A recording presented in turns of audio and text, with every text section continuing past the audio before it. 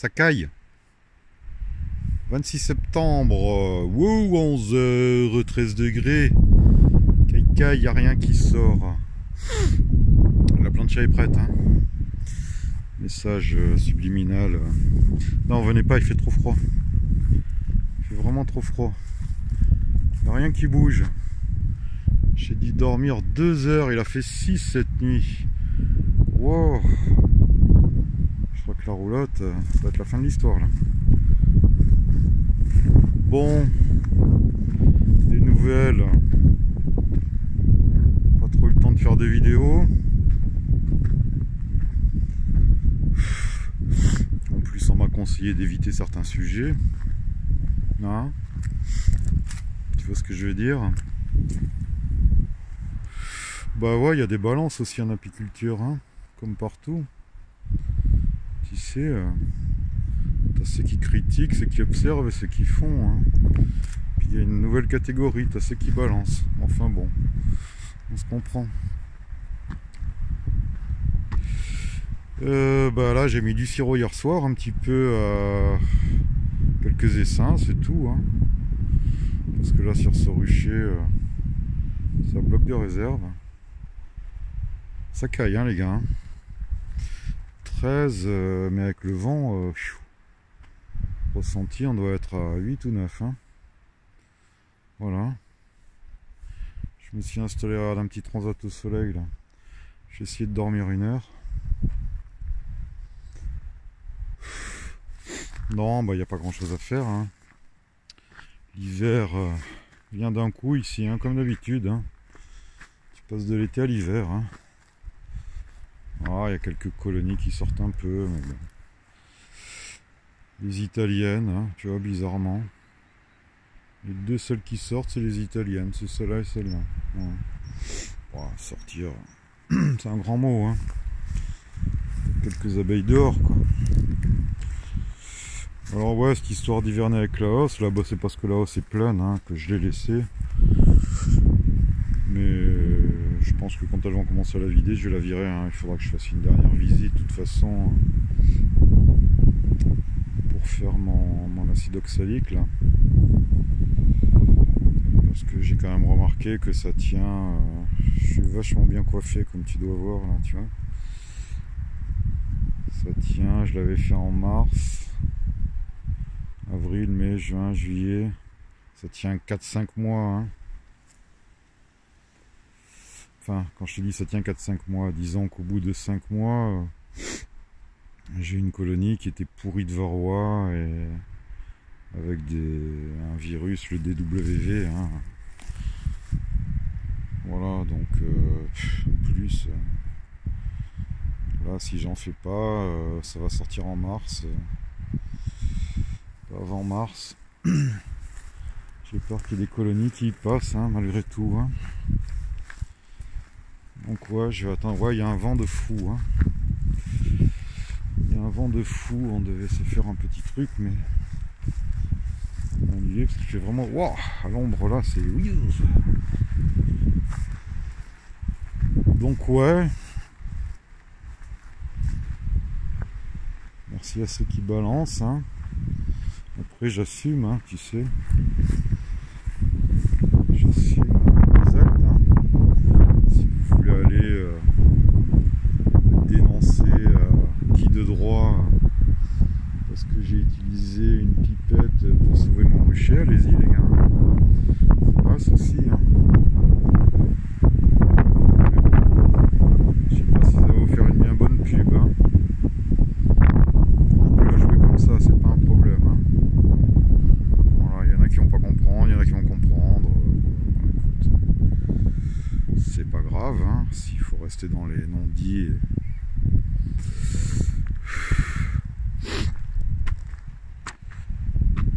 Alors la ruchette, ça sort, faudra que je la réalise un peu cette ruchette encore, tu vois l'entrée là. C'est un peu grand quoi. Bon, même les ruchettes hein, sont sur bien 5 cadres. Hein. J'ai trop rien de faible, hein. Les ruchettes ça hiverne très bien aussi. Hein. J'ai mis de l'isolant. Tiens, il y a un truc que je vais te montrer. C'est Eric là à Menton. Je te remercie Eric. qui m'a filé ça. Eric, il est sellier. Il est sellier et il a eu l'idée. Alors, je te rassure, hein, et je te mets à l'aise tout de suite. Eric ne vend rien, je ne vends rien. C'est juste une idée. Hein. Il a fait ça, tu vois, avec un tissu qui a un côté néoprène. Voilà, comme tu vois là. Et un côté étanche. Il s'en sert pour faire des housses. Il est dans la sellerie, surtout bateau, hein, menton. Et ouais, j'ai les ongles dégueulasses, je sais. Et donc ça lui sert à faire des housses de protection, notamment pour les vélos, pour autre chose sûrement. Et il a fait ça vite fait pour faire des toits, pour isoler des toits par l'extérieur. Tu vois? Donc ça se monte un peu serré dessus, là, même bien serré d'ailleurs. Et voilà, est-ce que c'est une bonne idée? Je sais pas, dites-moi. Hein. Dites-moi, ça peut être quelque chose qui revient très cher. Moi j'avais pensé peut-être la faire plus longue la housse. Un peu plus large, là, tu vois que ça monte mieux, histoire de faire des capotes carrément, voilà, tu vois le vent. Histoire de faire carrément des capotes pour les ruches, tu vois. Alors, ouais, je sais pas. Par exemple, celle-là, elle a quoi? Elle a rien. Elle a rien. Donc, le faire descendre jusque là, tu vois, mettons. Après, s'il y a un nourrisseur, ça va arriver là. Est-ce que ça peut être pas mal, ça, selon vous? C'est pas dans le but de commercialiser, hein, c'est juste dans le but d'avancer un peu en apiculture, comme on le fait depuis le début. Hein. Voilà, donc les toits isolés, voilà, c'est peut-être une bonne chose, je sais pas, je vais en essayer quelques-uns. Hein. Donc, déjà voir ce tissu, comment il vit, comment il résiste dans le temps. A priori, c'est quand même assez balèze, ça a l'air. Hein.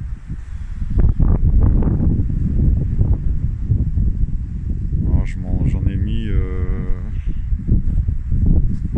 deux directement là, tu vois, comme je fais pour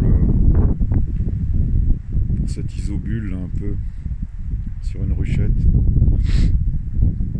Et je pense qu'Eric, ouais, pour les ruchettes, ça peut être pas mal.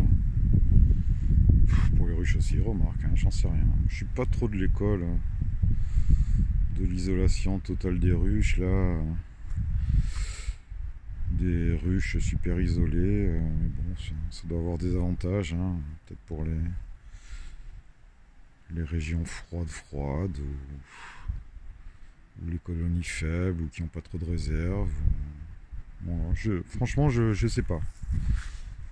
Je sais pas, j'ai pas d'a priori jusqu'à présent.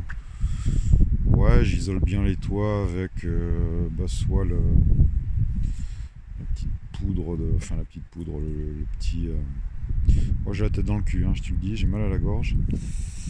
Je suis malade. Non, je suis pas malade, mais. Comment ça s'appelle ça? Tu sais, ce truc cartonné là, un peu épais, cette espèce de poudre de bois, je sais pas quoi là. Bon, j'isole donc avec ça. Ou alors avec des isobules ou de l'isolant rouleau. Bon, l'inconvénient, tu vois, c'est que cet isolant. Il part en sucette, hein, il fait 3-4 ans, puis après ça se dégrade. Hein. Alors bon, ça se dégrade, c'est que c'est biodégradable, hein, tu vas me dire. Mais ouais, ça tient pas trop dans le temps. Hein. Ouais, elles sortent pas trop là. Hein, sortez pas trop là. Hein. Bon, on va monter à 15-16 là à midi, et puis après, fin de l'histoire. Hein. Mais il y a vraiment un vent de malade. Hein. Et bord de mer, c'est encore pire. Hein. Je sais pas d'ailleurs si la vidéo va être très audible. Voilà. Donc dites-moi pour les isolations de toit, ce que vous en pensez là. Parce qu'après, s'il y a des gens que ça intéresse, pourquoi pas, peut-être qu'il peut nous en faire, Eric. Hein. Alors les petites mémères. en bronze. Oh, attends, faut que ça fasse la mise au point. Hein.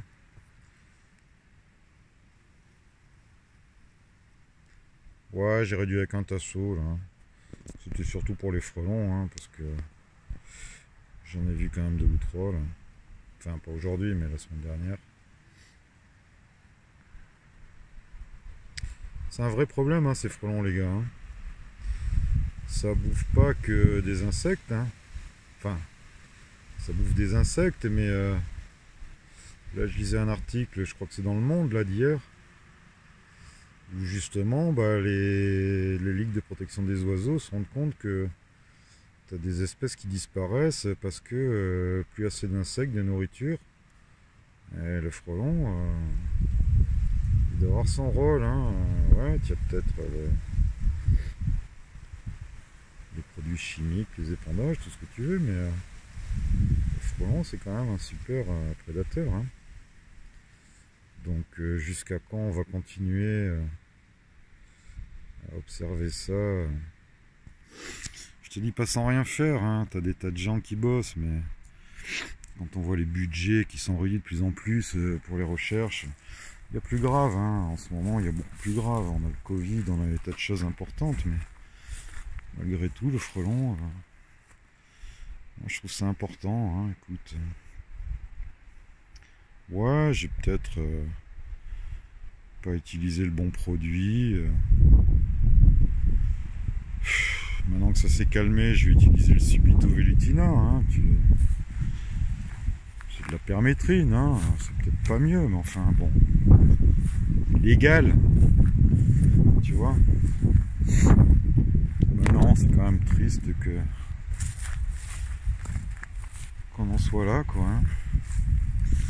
Alors nous, dans le sud, bah, on est les régions les plus envahies. Hein. On a des nids, comme tu as vu. C'est pas compliqué, hein. Les mecs qui cherchent des nids, là, hein, les scientifiques. Moi, je vais vous donner un tuyau. Hein. Tu prends une colonie d'abeilles, tu la poses dans un coin. T'inquiète pas, les frelons vont arriver. Hein. Je vois le petit Mathieu, il est arrivé, il a mis ça sur son nouveau rucher. Dès le lendemain, il était envahi. Hein. Et il avait 2 directions de nid bien déterminées. Donc, c'est pas dur. Hein.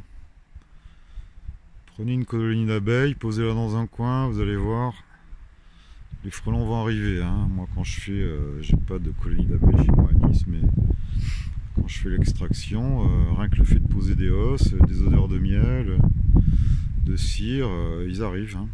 Ils arrivent. Voilà, donc, ouais, j'ai vu que la NCES là a autorisé la destruction au soufre des nids.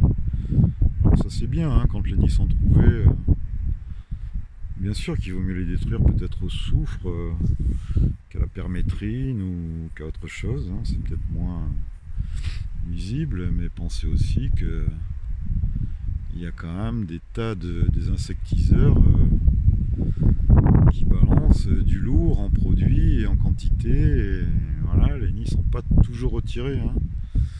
Quelqu'un qui me disait hier que quand c'est fait au paintball, bah, il retrouve pas toutes les billes qui sont pas parties dans le nid non plus. Hein. Et quand c'est des grandes hauteurs, les nids restent en place. Hein. Donc ouais, moi je veux bien hein, l'histoire des oiseaux, l'histoire de tout ce que tu veux, l'histoire de... Voilà, mais soyez conscients aussi que si la permétrine est un insecticide, le fipronil en est un aussi, la mitraz en est un autre. Hein. Bah ouais. Donc voilà, face au varroa, bah il n'y a pas eu d'autre solution que d'utiliser de la mitraz dans un premier temps pour le traiter. Avec le temps, bah, on a trouvé des solutions alternatives et de plus en plus, voilà, même s'il fallu 10 ou 15 ans, est-ce qu'avec le frelon, il va falloir qu'on passe par des insecticides? Je ne sais pas. Hein. Je ne sais pas. Je suis un petit apiculteur de loisirs qui essaye, pas qui essaye, hein, qui ne cache rien de sa pratique. Hein. Voilà. Alors ouais, il y a peut-être beaucoup de ruches pour un apiculteur de loisirs, mais non, je ne veux pas devenir professionnel, je ne veux pas en faire mon métier. J'ai un métier qui me plaît, qui me nourrit depuis 30 ans, donc voilà. Ouais, j'ai un appel. Je sais pas si vous allez entendre, mais il y a un appel. Bon, enfin, c'est pas bien grave. Bon, bah, bon courage pour votre hivernage.